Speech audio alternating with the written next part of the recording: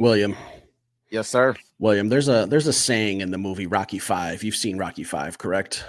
Oh, you know it. There's a scene at the end of that movie where Rock's just getting tuned up. He's getting his ass kicked. You know, he's losing. He's knocked down. He's beat up. He's bloodied. He gets up and he says, "I didn't hear no fucking bell. I ain't heard nobody ring I no didn't bell. hear no fucking bell." William, how are you feeling? Are you a nervous wreck? Are you as cool as a cucumber? Because I'm not going to sleep till Thursday, probably. I'm normally I want to be a jerk and say easy win, You did easy text win. me and say easy. But hey, listen, we all know what it was. But I did feel like we're not gonna quit. I put out a tweet. Yeah, for those that follow us should know. I put out a tweet that said, "Listen, we're a second half team. We're a team that will never give up. We'll never give in." And that's exactly what we saw, man. Yeah, there's no quit in the Detroit Lions. Zero quit. Like when I'm sitting here watching this game, I had two things in my mind just absolutely burned into my memory. This was us on the other end of this game last year, the NFC Championship game. Big Yep. lead, second half, completely crumbled. Shout out to Houston, man. They played a very good game. They did a lot of things very well. I'm not going to dissect this from a Houston Texans standpoint. I'm going to dissect this from a Lions standpoint. We were on the other side of that ball last year in the NFC Championship game. The stakes weren't as high, but we've been in that room before where there's some fires got lit under some asses at halftime. I'm more than sure of it. Second thing that was in my mind was this is exactly what Dan Campbell said in his press conference on day one when he was hired. We're going to get hit. We're going to get up. We're going to bite a kneecap. And then we're going to take you out to those deep waters and you're going to drown. That's exactly what we did. This team, I don't even know where you wanted to start with where it could have went wrong. But at the end, Jake Bates deserves an over the pants hand job for tonight's performance. Like if he needs a rugged hand, I'll give it to him. Hey man, that young man deserves whatever he wants tonight. Yeah, it better be. It better be. Listen, there might be a statue put up of that dude after he just does the same thing to win a Super Bowl. But sticking with today, I just looked at this thing and obviously we're emotional. This is directly after like Jake kicked it, it went through, and we hit record. People are still on the field celebrating. I'm looking at my iPad right now. Right. So we'll dissect it and get into the intricacies of everything that happened. But to me, this is a game where everything that could have went wrong. Like when you look at this thing, then you see that Jared Goff threw for 117 interceptions, and we just couldn't do anything. And for us to come out in the second half, Coach Campbell to be doing an interview talking about how we need to create a turnover. Carlton Davis going out and getting a turnover. And although it didn't turn into points right there, I felt like we knew what this team was going to come out and do. They were going to fight. And it was just more of the same. Things weren't perfect. But we just did what we needed to do to be the team with the W at the end of the day.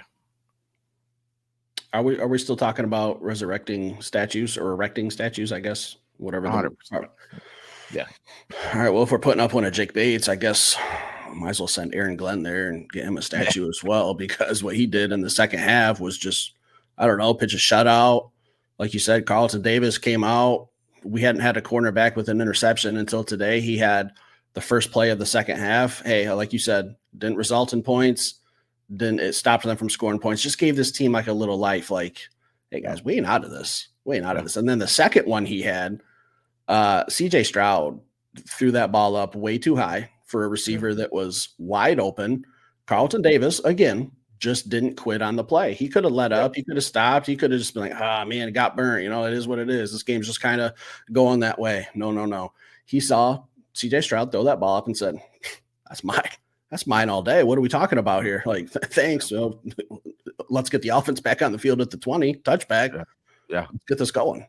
Yeah. I'm thoroughly impressed, man. He's had a tough year, man. And by tough year, he's made plays. Let's not get it twisted, but he's given up a bazillion yards, from a defensive standpoint, but he's just continued to show up every single Sunday, Thursday night, Saturday night, whatever day or evening we're playing on. But he's continued to show up and compete.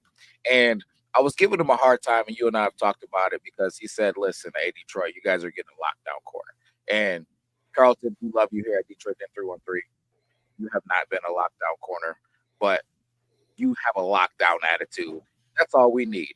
Uh, Coach Aaron Glenn comes out and he's bend but don't break.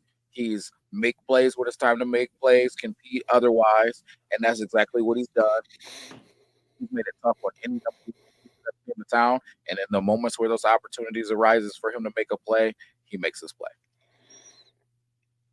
That's just a game that we stole. Like, I'm not going to pretend like I'm not going to beat around the bush. Like 23-7 at halftime. It's not looking great.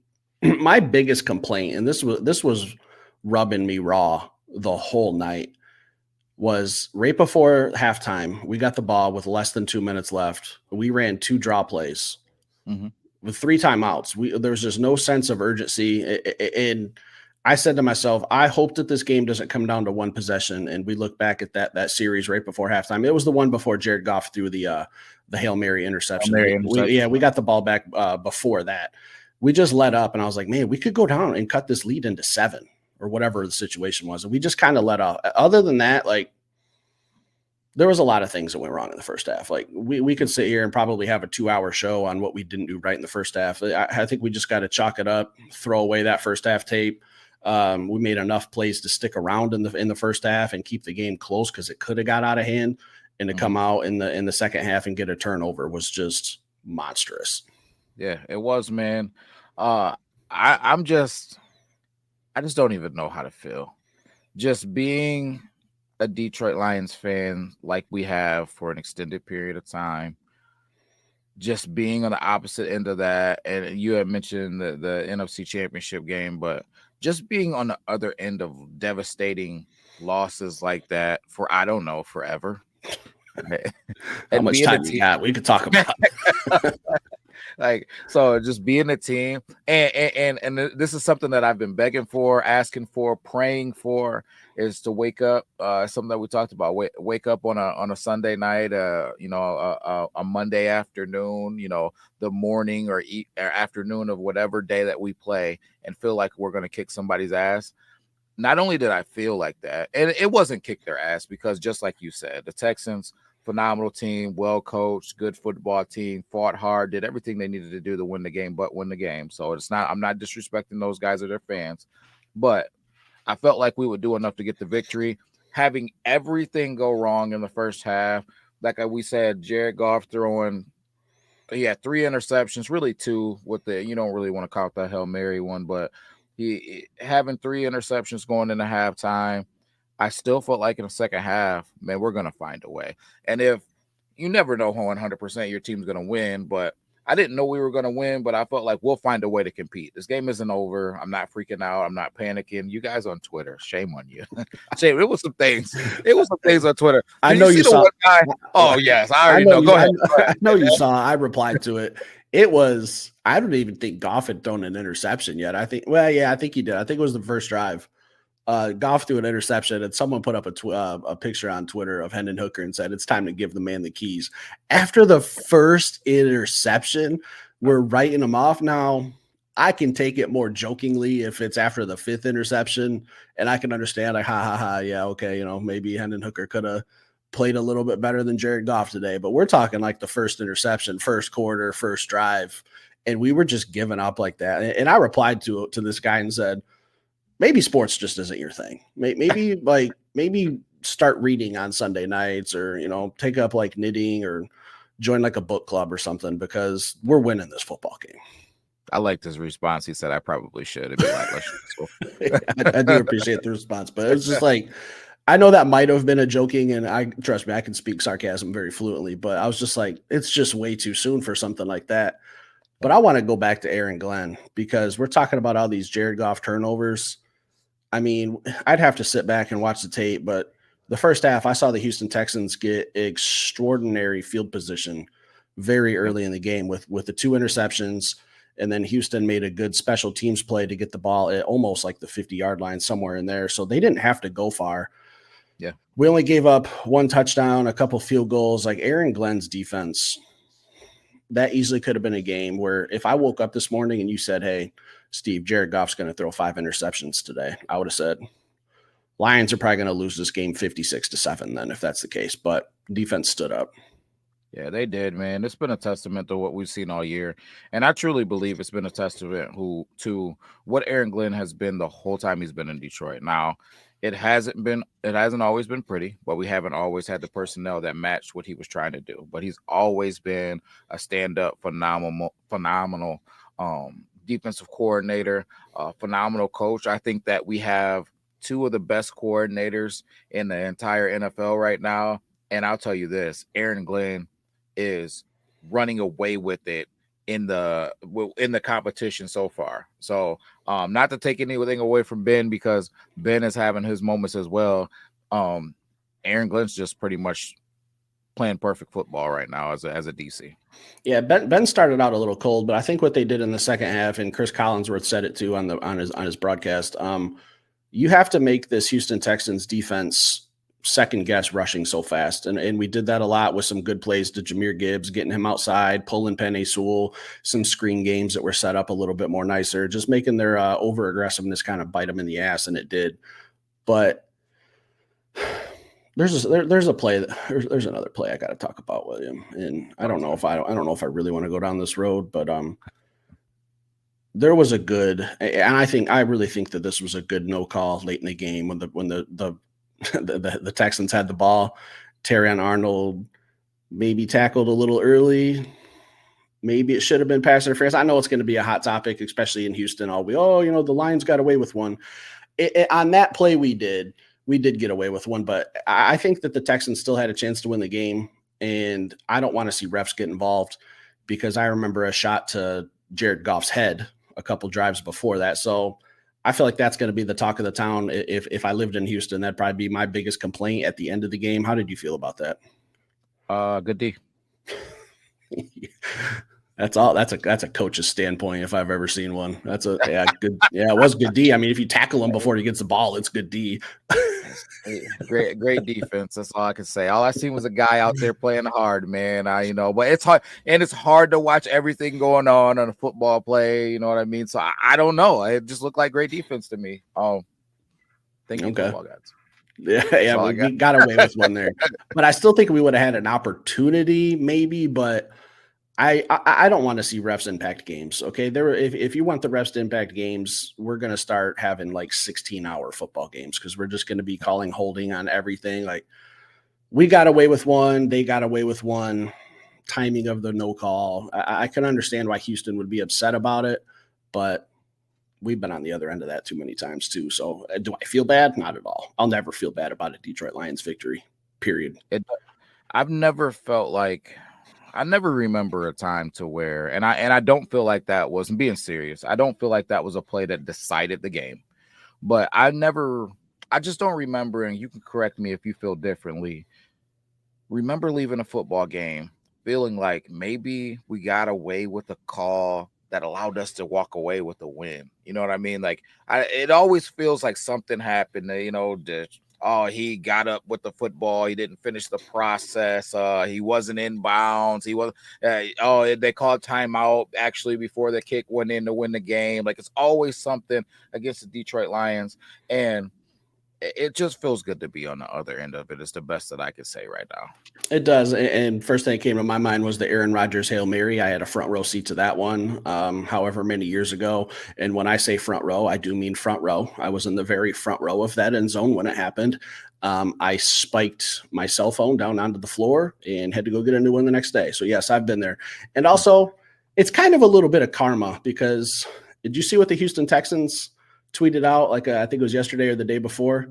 They tweeted out a picture or a video. It was, I can't remember what year it was, but it was, I think it was Alfred Blue. He had a touchdown. He clearly got tackled. Every part of his body was on the ground, and he got up and ran to the end zone. It was when Jim Schwartz challenged the play, and you couldn't challenge a scoring play, or whatever the ruling was, and they awarded it. They tweeted that out and just said, just remember this. So karma kind of came back and bit you guys in the ass on that one. Yeah, the football guys, man, they're always watching. Yeah, there's one last thing on my mind tonight, William. Talk to me.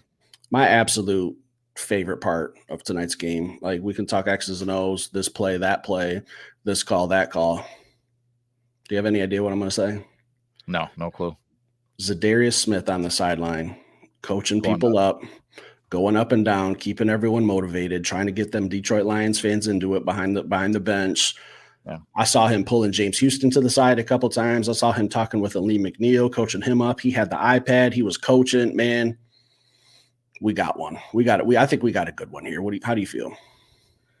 You hit a home run when you got on and you talked about his personality. And I feel like you're just feeding that same exact beast. He is a guy that's going to fit our culture. He's going to fit exactly what we need. I think that he is about to be a player that Detroit falls in love with. I hope that they secure the roof at Ford Field, because when they announce this guy, that place is going to go absolutely bananas. And I think we're going to see it here. The love is going to be here right out of the gate. When he gets that first sack, it's going to go here. And once we get a run of wins going with him in the mix, I just secure the roof at Ford Field. It's going to be bananas. I can't remember. They usually do like the player intros. They alternate offense and defense. I can't remember the last home game who came out and got intro. Do you remember? I don't remember. If it's defense, lights out. Take a picture of Ford Field. I don't know how, even if it is offense, we don't give him some love somehow. Can't wait. Anything else tonight, William? No, I will say this, and I like how you lead this thing. And we try to keep these things positive when we get these W's. And I don't want to end on a negative, but I will say this. Dan Skipper, we're going to talk tomorrow. We're going to have a talk tomorrow. I'm not going to get you tonight. You enjoy that victory tonight. We're going to talk tomorrow, though. Oh, are we mentioning players that aren't safe? Just real quick. All right. James Houston, I'm not done with your ass, and neither is those shorts you shit in either. So we'll talk about you tomorrow night as well, I guess. So stay tuned, guys. End of the night. Hey, we're 8-1, getting ready for Jacksonville, coming back home, getting a little boost to our pass rush. I'll never feel bad about a Detroit Lions win. Talk 100%. About the call all you want. If you're down in Houston, Detroit Lions stole one. We did. We've had them stolen from us before.